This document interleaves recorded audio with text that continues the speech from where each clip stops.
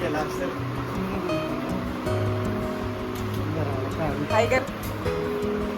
आता विघ्नेश रात्रभर प्रवास करून ना खूप कंटाळा आलाय त्याला, म्हणून त्याच्यासाठी चहा ठेवलाय. आणि काल सेकंड शिफ्ट करून तो कंपनीतनं तसाच ट्रेनला बसला, त्यामुळे त्याला भूक सुद्धा लागल्या. म्हणून म्हटलं त्याच्यासाठी पास्ता बनवूया, म्हणजे सर्वांसाठीच बनवायचा नाश्त्याला. तर त्याचा व्हिडिओ सुद्धा तुमच्याबरोबर शेअर करते.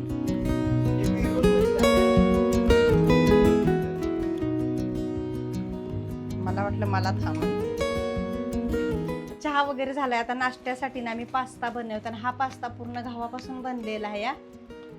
आणि मैद्याचा मुलं अशी खात नाहीत, जिमला वगैरे जाते ते, म्हणून म्हटलं चला हा दिशानुचा पास्ता बनवूया. त्याचबरोबर इकडे मिस्टरांच्या डब्याची सुद्धा तयारी चालल्या, कणिक वगैरे भिजवून ठेवल्या.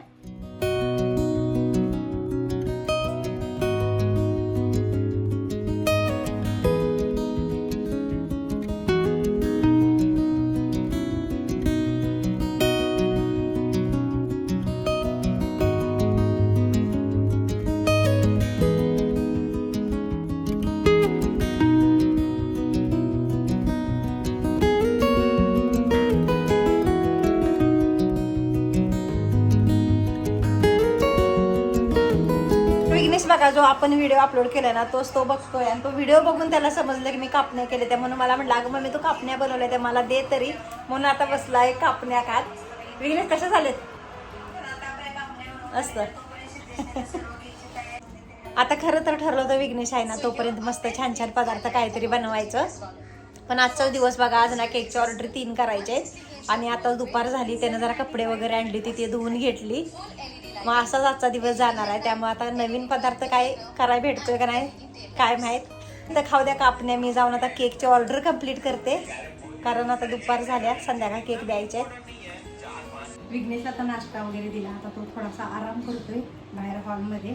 पण आज मला केकची ऑर्डर आहे ते 3 अर्धा किलोचेच आहेत. एक रसमलाई, स्ट्रॉबेरी आणि बटरस्कॉच.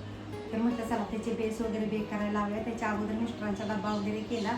आज डब्यामध्ये डाळ, भात, चपाती असा मेनू केला होता. आणि ते कामावर गेले. विघ्नेश आराम करतोय. चला म्हटलं आपण आपल्या कामाला सुरुवात करूया. तर इथे मी आता बेस लावायची तयारी केली आहे. आणि अर्धा किलोचे 3ही केक आपले अर्धा किलोचेच आहेत. तर चला म्हटलं त्याचे बेस वगैरे बेक करून घेऊया.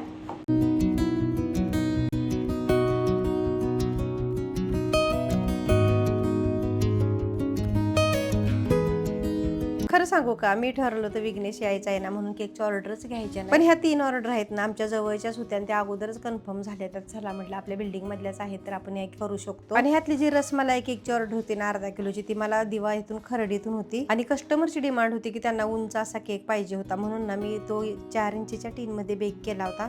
पण त्या केकचा मी व्हिडिओ तिनेही केकचा व्हिडिओ केला नाही, फक्त मी क्रमकोड करताना थोडासा व्हिडिओ केला. पण खरडीच्या कस्टमरने ना स्वतः मला त्यांनी बनवलेला व्हिडिओ शेअर केला आणि म्हणाला व्हिडिओ मध्ये तुम्ही हा दाखवा. तर हा होता आपला कस्टमाइज केक. असा छान पैकी ना त्यांनी मला फोटो शेअर केला होता आणि तसाच अगदी बनवून दिला होता. आज मी बनवणार आहे चीज केक. आणि चीज केक बनवायचं कारण म्हणजे ना विघ्नेशचा उद्या आहे बर्थडे. मग त्याला ना चीज केक खूप आवडतो, म्हणून म्हटलं चला त्याच्यासाठी साधा केक बनवण्यापेक्षा चीज केक बनवूया. त्याच्यासाठी ना 2 बिस्किटचे पुडे मी वापरत आहे. एक म्हणजे न्यूट्री चॉईस मारीगोल्डचा आणि दुसरा आपला बिस्कॉप.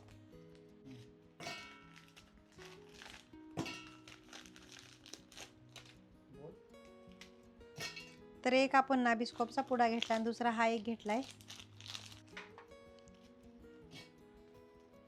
आता ह्या चीज केकसाठी ना हा मी जो मोल्ड भेटतो ना आपल्या चीज केकसाठी 2 तऱ्हेचे मोल्ड भेटतात. एक खाली अशी प्लेट सुद्धा असते, ती इझिली काढता येते आपल्याला, आणि एक अशा प्रकारे भेटतो. तर माझ्याकडे हा आहे, म्हणून आता हा आपण ह्या बेसवर ठेवून घ्यायचा असा.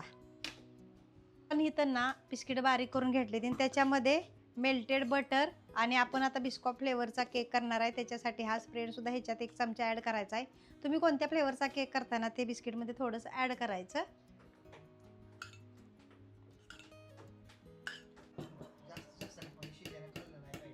ओके. बटर आणि बिस्कॉप स्प्रेड घातला. एकदा अजून फिरवून घ्यायचं मिक्सरला. आता ह्याच्यामध्ये ना मी 5 ते 6 चमचे बटर वापरले, आणि ते वापरल्यानंतर ना ते आपण जे बिस्किट बारीक केले ना त्याला एवढा असा थोडासा ओलापणा आला पाहिजे, तेव्हा ते छानपैकी बेसवर सेट होतं. आता जो आपण बिस्किटचा चुरा केला ना तो असा मोल्डमध्ये सेट करून घ्यायचा. हे सेट होणं खूपच महत्त्वाचं आणि ह्याच्या खाली ना तुम्ही बेसवर थोडंसं गणासुद्धा लावू शकताय. म्हणजे ना चीज केक सेट झाल्यानंतर ना बेसवरून हलत नाही. आणि खरं सांगायचं ना तर मी गणास लावायला विसरली होती आणि तो मी नंतर डिमोल्ड करताना तो हलायला लागल्यानंतर लावून घेतलं तिथं. हा जे बिस्किट जे आपण लेअर दिली ना तो आपल्या केकचा बेस असणार आहे, त्यामुळे ह्याला सेट होणं खूपच महत्त्वाचं आहे. त्याच्यासाठी थोडासा वेळ फ्रीजरमध्ये ठेवून द्यायचा. आता नाही तर चीज क्रीम बनवण्यासाठी हा चीजचा डब्बा आणलेला आहे. हा ना मोठा आहे 400 ग्रॅमचा आणि आपल्याला 200 ग्रॅमच पाहिजे. आपण आता चीज क्रीम काढून घेतलेला आहे 250 ग्रॅम. आणि तुम्ही ह्याच्यासाठी ना 200 ग्रॅमचा डब्बा वापरला तरी सुद्धा चालेल, पण आपला हा मोठा डब्बा होता म्हणून मी त्यातला एक्स्ट्राचा जरा 50 ग्रॅम घेतले. तर चला आपण ह्याला थोडंसं बीट करून घेऊया. तर आता ह्या चीज क्रीममध्ये ना आपण 100 ग्रॅम व्हिप क्रीम घालायची. आता साखर ना तुमच्या आवडीनुसार ह्याच्यात ॲड करा. कधी कधी ना आपली चीज क्रीम थोडीशी आंबट असते, मग साखर आहे ना ती घातल्यानंतर ते असं कवर होतं, चव त्याची मेंटेन होती. आता ह्याच्यामध्येच ना आपण 1 चमचा बिस्कॉफ स्प्रेडसुद्धा घालणार आहे. पूर्ण आपल्याला क्रीमला सुद्धा फ्लेवरची चव द्यायची आहे.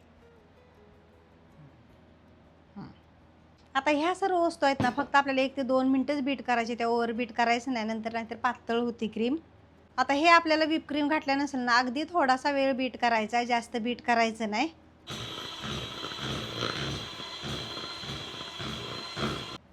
एकदम थोडं बीट केल्यामुळे ना आपली चीज क्रीम एकदम घट्ट आहे. बघा एकदम घट्ट चीज क्रीम आहे आपली. हेच जर आपण व्हिप क्रीम घातल्यानंतर जास्त बीट केलं ना तर क्रीम पातळ होते आणि माझा एकदा पाठीमागं तोच प्रॉब्लेम झाला होता चीज केकचा. आता पाठीमागं मी चीज केक बनवला होता ना तेव्हा मी आगर आगर पावडर वापरली नव्हती, पण आता ना आपल्या हिंदी क्रिएटर आहेत त्यांचा मी व्हिडिओ बघितला तर त्यांनी ही पावडर वापरली होती, म्हणून म्हटलं चला आपण पण एकदा ट्राय करूया. त्याच्यामुळे काय होतं ही क्रीम आहे ना ती एकदम स्टेबल होते आणि चीज केक छानपैकी सेट होतो.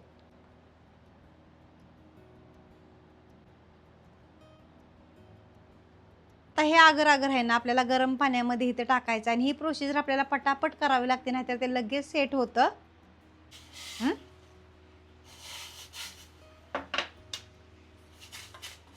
आता जेव्हा आपण आगर आगर यूज करतो ना तर त्याची प्रोसिजर आपल्याला पटापट करावी लागते, कारण ती लगेच घट्ट होतं. आता चीज केकचा प्रॉब्लेम काय होतो जेव्हा आपण बाहेर ठेवतो ना तेव्हा ती क्रीम लगेच अशी पातळ व्हायला सुरुवात होते, म्हणूनच इथं आगर आगर थोडंसं यूज केलं ना की तो प्रॉब्लेम कमी होतो. तर ह्याच्यावर आपण चीज क्रीम पसरवून घेतल्या, एक लेवल करून आता हे आपण फ्रीजरमध्ये ठेवून द्यायचं आणि नंतर त्याच्यावर बिस्कॉफ फ्लेवरसुद्धा आपण स्प्रेड करायचा. आता हा बिस्कॉफ स्प्रेड आपण थोडासा गरम केला आहे असा लिक्विड पातळ, आता तो ह्याच्यावर घालून घ्यायचा.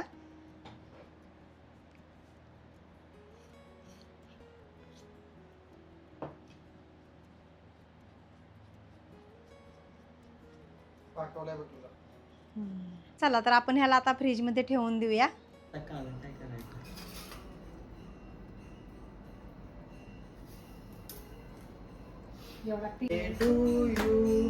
Happy birthday to you. त्याच्याकडे बघा. हे पडेल ती. हॅपी बर्थडे बाळा, वाढदिवसाच्या हार्दिक शुभेच्छा. आता मुलांना ना जास्त सेलिब्रेशन वगैरे केलेलं आवडत नाही, म्हणूनच आम्ही घरगुती साधा बर्थडे केला आणि असा पूर्ण आजचा दिवस गेला. तर तुम्हाला हा व्हिडिओ कसा वाटला ना कमेंट करून नक्की सांगा आणि व्हिडिओ आपला आवडला ना तर व्हिडिओला एक लाईक करायला विसरू नका ना, आणि आपल्या चॅनेलला जर सबस्क्राईब केलं नसेल तर प्लीज चॅनेलला सबस्क्राईब करा आणि भेटूया आपण पुढच्या व्लॉगमध्ये. चला तर मग बाय.